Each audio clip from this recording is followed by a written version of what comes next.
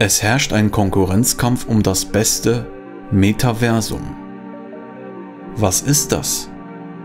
Wenn du in einem Spiel ein Objekt kaufst, was dich in dieser Welt weiterbringt, dann ist dieses Gut für dich in einem anderen Spiel nicht existent. Einigt man sich aber auf ein Metaversum, so kannst du dieses Objekt in jedem Spiel besitzen. Das soll nicht nur eine Plattform sein für einzelne Komponenten der virtuellen Welt, wie zum Beispiel Videospiele, Filme, Nachrichten, Social Media etc. Es soll alles miteinander verbinden und eine alternative, in Echtzeit erzeugte Welt in virtuellen 3D-Räumen bieten, in denen fast alles möglich ist, was auch in der Realität gemacht wird. Orte und Objekte sind für alle in Echtzeit zur Verfügung. Man soll einkaufen, Grundstücke besitzen, Urlaub machen, arbeiten gehen und gemeinsame Dinge erleben können. Die virtuelle Welt soll komplett mit der realen verschmelzen und das zweidimensionale Internet soll Geschichte sein.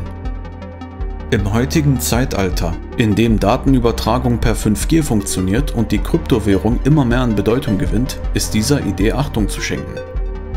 Du hast dich immer gefragt, welche Erfindung könnte die Welt so stark bedecken wie das World Wide Web? Das Metaversum könnte es sein. Science-Fiction-Filme behandeln diese Thematik seit langem. Doch wie viel Realität ist nun dran?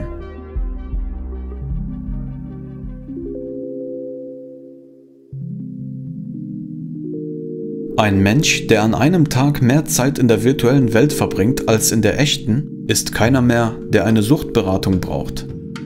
Im Jahre 2020 wurden beispielsweise auf Twitch monatlich über 1,5 Milliarden Stunden Livestreams angeschaut. Menschen kommunizieren vielleicht heute schon in Echtzeit mehr auf digitalem Wege miteinander als real, indem sie sich gegenüberstehen.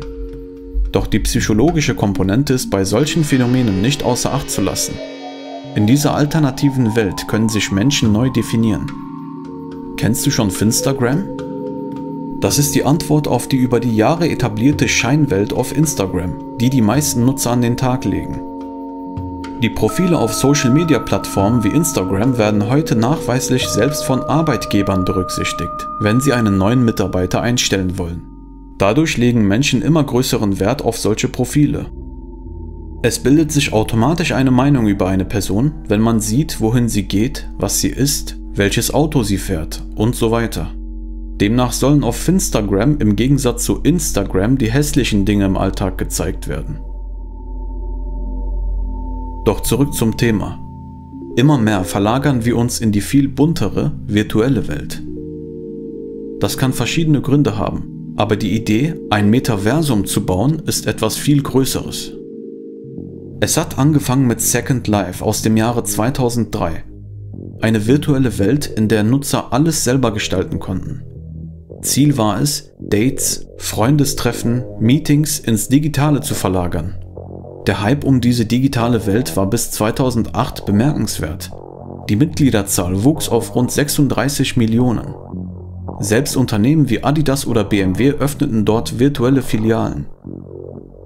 Doch der Hype war genauso schnell wieder vorbei. Dieser Ansatz wurde in den Jahren danach von anderen Unternehmen aufgenommen. Mittlerweile entpuppt sich, ob geplant oder nicht, Fortnite immer mehr als potenzielles Metaversum.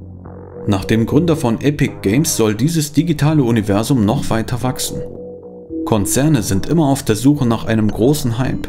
Epic Games bekommt $1 Milliarde Finanzierung, darunter dreistellige Millionenbeträge von Tencent und Sony, um das zukünftige Metaversum zu unterstützen.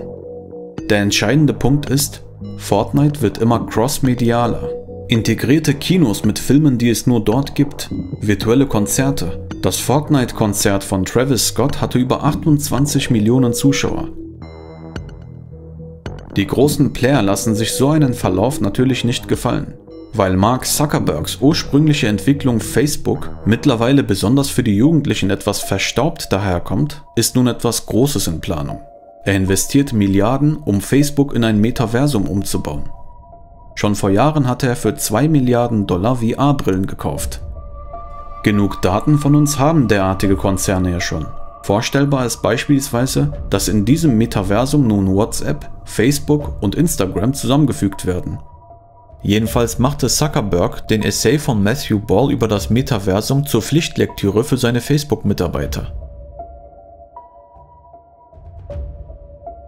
Nun stellt sich die Frage, was bringt es einem, wenn man einen virtuellen Gegenstand besitzt?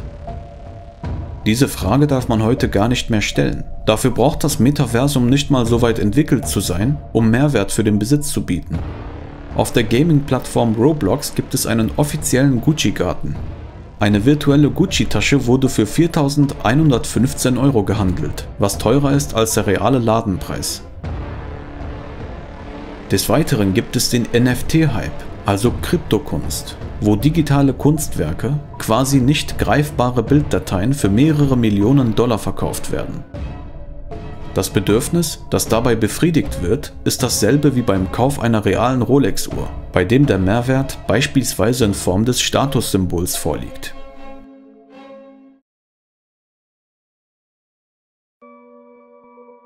Man könnte sich tatsächlich vorstellen, dass man irgendwann mehr Geld für Klamotten in der virtuellen Welt ausgibt als in der echten, da man zu Hause dann vielleicht 2 bis 3 Kleidungsstücke hat, aber in der virtuellen Welt es wichtiger ist, wie du aussiehst, weil du dort arbeitest, Meetings hast, neue Menschen kennenlernst und so weiter. Immerhin waren Dinge wie Freunde treffen oder Online-Dating früher auch kaum vorstellbar. Doch heute spielt es schon eine wesentliche Rolle, wie dein Avatar gekleidet ist.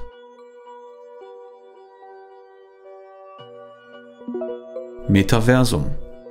Was erstmal klingt wie eine aufregende Erfindung, hat viele kritische Seiten. Beherrscht man so ein Metaversum und kann die Regeln vorgeben, kann der Besitzer an allem, was passiert, mitverdienen. An der Teilnahme an sich, an jeder Transaktion. Denkbar ist auch eine neue Geldwährung in dem System. Paradoxerweise machen wir durch den Aufbau dieser virtuellen Welt unsere reale Welt kaputt. Denn ein weiterer negativer Aspekt ist der Energieverbrauch, der schon heute unter anderem durch das Streaming enorm ist. Laut einer Studie aus dem Jahre 2019 verursacht eine halbe Stunde Streaming genauso viele CO2-Emissionen wie eine Autofahrt von 6,3 Kilometern. Demnach habe allein Videostreaming 2018 so viele CO2-Emissionen verursacht wie das gesamte Land Spanien in einem Jahr. Und es steigt immer weiter an. Wenn die Welt diese technologische Tendenz beibehält, alles Natürliche zu virtualisieren, wird früher oder später jeder was mit dem Metaversum zu tun haben. Berufe werden immer digitaler. Kinder möchten YouTuber oder Streamer werden, anstatt beispielsweise Handwerker. Wie wird die Spaltung zwischen Arm und Reich aussehen, wenn es so ein Metaversum gibt?